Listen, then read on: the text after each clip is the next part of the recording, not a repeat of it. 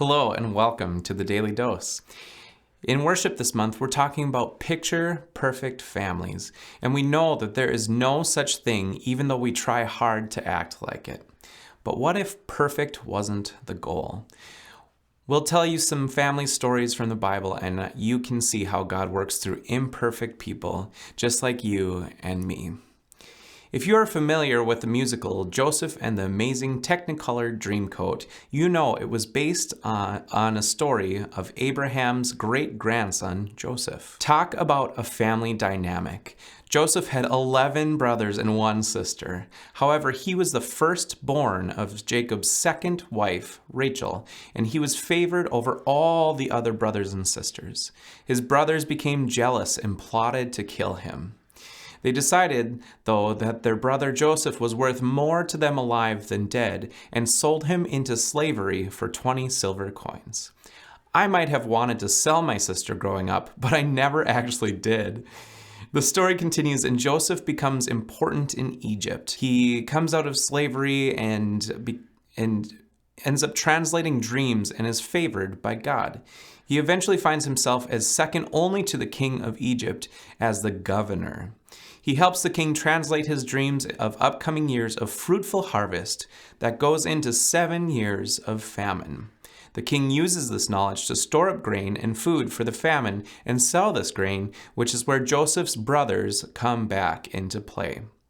Jacob, who is Joseph's father, is being affected by this famine and knows that Egypt has grain to sell. He sends his sons, Joseph's brothers, to Egypt to buy grain, not knowing that it is their brother who is in charge of this grain. After a series of traveling back and forth from Egypt to Israel and back again, and some tricks on his brothers, Joseph realizes that his brothers feel bad for what they had done to him. He forgives them and eventually moves all his family and their descendants to Egypt and provides for them. Now, this is a long and crazy story that I paraphrased, one that most people have at least heard of a little bit through television and musical performances.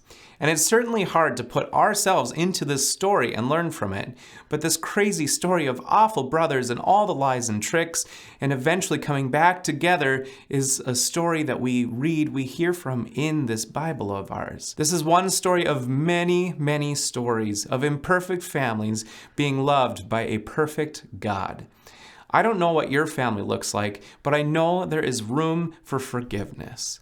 I know that from this story, even after years and years, they were able to name the conflict and find a way forward. And let me be clear, forgiveness does not mean forgetting.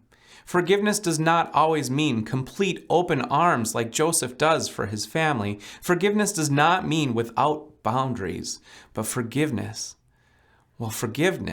is more for us than it is for them.